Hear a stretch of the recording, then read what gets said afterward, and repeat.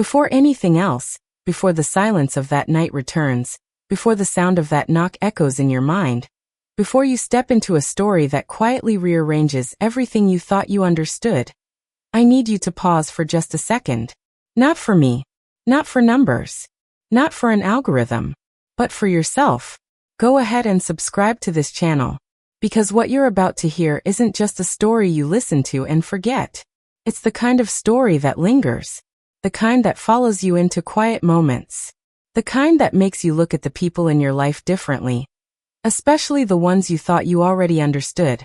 These aren't just stories, they're reflections. They're the invisible conversations we avoid, the emotions we bury, the truths we don't realize exist until they're standing right in front of us. If you've ever believed you truly knew someone, a parent, a friend, someone you've lived with your whole life, only to discover one day that there was an entire world inside them you had never seen, then this story is for you. And when you hear what my father told me that night, when you hear the quiet truth he carried for years, you'll understand why some words never leave you, why some moments divide your life into before and after, and why sometimes the softest knock can be the loudest sound you'll ever hear. So subscribe and listen closely, because this didn't begin with a conversation. It began with a knock. It was just past midnight. Not the kind of midnight filled with background noise or distant traffic or the glow of a television left on in another room. No, this was a different kind of midnight. The kind that feels suspended. The kind where time slows down just enough that you start to notice things you normally ignore. The hum of electricity in the walls, the faint creak of the house settling, your own breathing sounding louder than it should. Everything felt still, almost too still. The house didn't feel asleep. It felt like it was waiting. I was lying in bed, my room dim except for the pale blue light of my phone. My thumb hovered over the screen, frozen mid-scroll, not because I found something interesting, but because I didn't remember what I was even looking for anymore. It was one of those moments where your body is tired, but your mind refuses to follow. Then I saw the photo. An old one. I don't even remember opening it. It just appeared. Like muscle memory had taken over before my heart had time to prepare. It was the three of us. My mom in the center, smiling, not at the camera, but at something just outside the frame. My dad beside her, trying not to smile but failing in that quiet way he always did. And me caught mid-laugh, completely unaware of how perfect that moment was. How complete we looked. How unaware we were of everything that was coming. I didn't realize I had stopped breathing until I heard it. A knock. Soft. Measured. Intentional. Not loud. Not urgent. Not panicked. But not casual either. It wasn't the kind of knock that asks, "Are you awake?" It was the kind that asks, "Are you ready?" I stayed still. Maybe I imagined it. Then it came again. Same rhythm. Same quiet certainty. And then his voice. "Linda, are you awake?" My chest tightened instantly. My father never came to my room this late. Never. He was a man of routine. Predictable in the way that made life feel stable. Safe. He woke up at the same time every day, 5:45 a.m., without fail. He folded his glasses the same way every night. Placed them in the same spot. Turned off the lights at the same time. Midnight wasn't just late for him. It didn't exist. So when I heard him standing outside my door at 12:07 a.m., something inside me shifted. My mind raced. Was he sick? Did something happen? Was there bad news? Had I done something wrong without realizing it? Because emergencies don't always arrive loudly. Sometimes, they arrive quietly, with careful knocks and controlled voices. I swallowed, trying to steady myself. "Yeah, Dad, you can come in." The door didn't open the way it normally did. That was the first thing that felt wrong. My father believed in certainty, in decisions, in clarity. Doors were either open or closed.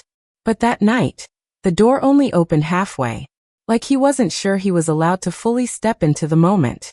The hallway light spilled into my room, stretching his shadow across the floor. It looked different somehow, longer, thinner, unfamiliar. He stepped inside slowly. He was still wearing his flannel shirt, but the sleeves were unevenly pushed up.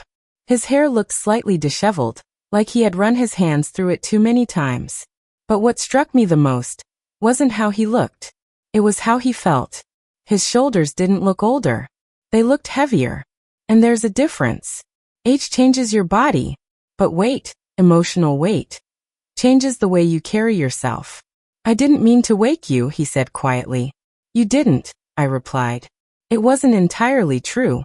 But whatever half-sleep I was in had completely disappeared the moment I heard his voice. He stepped further into the room, but didn't sit right away. Instead, he leaned against my dresser, gripping the edge slightly, like he needed something solid to hold on to. That scared me more than anything else, because I had seen my father handle everything. Broken pipes, financial stress, long workdays, the quiet, empty silence after my mom passed away. I had seen him stay steady when everything else fell apart. But I had never seen him like this. Not physically weak, but uncertain. Like he wasn't sure if he could stand on his own without something to support him. I'm not really sure how to say this, he began. That alone felt unfamiliar. My father didn't struggle with words. He wasn't emotional. Not outwardly. He spoke when necessary, and when he did, it was clear. Direct. What's wrong? I asked softly. He glanced toward the hallway, then back at me. It's nothing you did, he said quickly. Don't think that.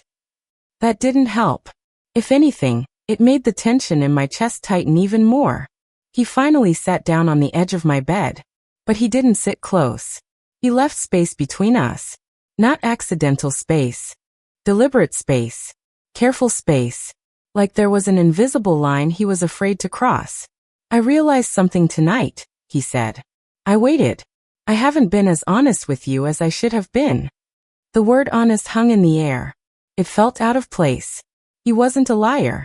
He wasn't secretive in any obvious way. But this felt deeper than that. What do you mean? I asked. He looked down at his hands, rubbing his palms slowly against his jeans, as if searching for the right words in the movement. Your mom, he started. And then he stopped. Everything in the room shifted. Talking about her was like pressing on something that never fully healed. 3 years had passed. 3 birthdays. 3 holidays. 3 years of pretending we had adjusted. But grief doesn't move on a schedule. It stays. Quietly. Permanently. She was better at these things, he said softly. At understanding feelings, at knowing what to say. My throat tightened.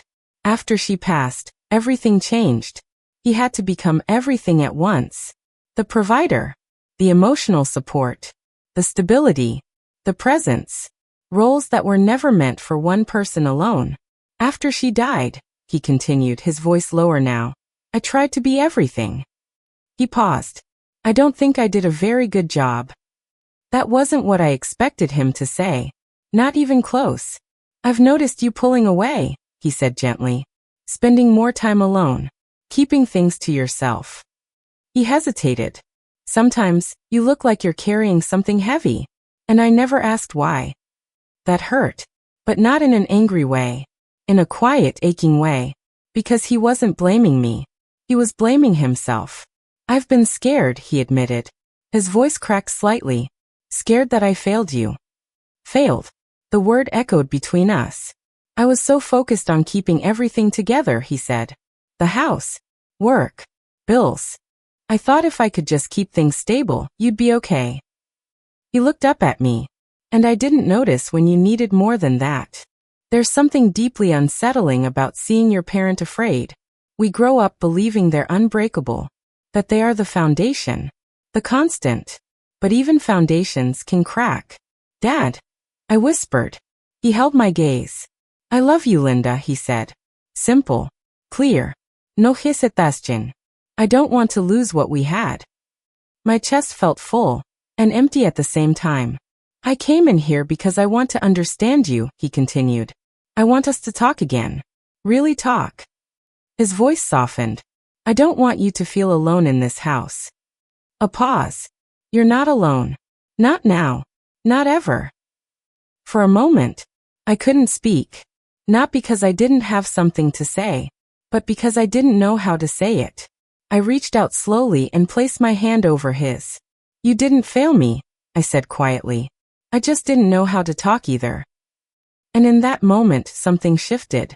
Not dramatically, not loudly, but deeply, like a door that had been closed for years, finally opening just enough to let light in. The next morning looked the same, but it felt different. The sunlight streamed through my curtains in soft golden lines. The air felt lighter, not because everything was fixed, but because something had begun. I stayed in bed for a while, replaying his words. I love you. You're not alone. They didn't shake me. They settled into me, like something I didn't realize I needed had finally been given. When I walked into the kitchen, I smelled coffee and something sweet. Pancakes. My dad stood at the stove, spatula in hand, hair slightly messy. When he saw me, his expression softened. Morning, kiddo. He hadn't called me that in years. I made pancakes, he added. They're a little burned, just how I like them. I laughed, and for the first time in a long time, it felt real that we ate quietly, but it wasn't awkward. It was comfortable, steady. Halfway through breakfast, he cleared his throat. About last night. I hope I didn't scare you. You didn't, I said. It meant a lot. He nodded slowly. I just want us to talk more. I want that too. Later that day, he asked if I wanted to go for a drive. No destination. Just movement. The windows were slightly open, letting in the cool autumn air. You used to love this road, he said. I still do, I admitted. We stopped at the old overlook. The one we used to visit with Mom. The valley stretched below us, glowing in the fading light. I should have told you this years ago, he said quietly. After your mom died, I didn't just lose her. He paused. I lost the part of myself that knew how to ask for help. I listened. There were nights I didn't think I could do this, he continued. Be enough. I wish you had told me, I said. He nodded. Me too. Then he said something that stayed with me. I'm not perfect. I never was. But I'm trying. And in that moment, I realized something. I had spent years expecting strength from him. But what I really needed was presence. I don't need you to be perfect, I said. I just need you to be here. I am, he replied. I promise. That night wasn't about secrets. It wasn't about shocking revelations.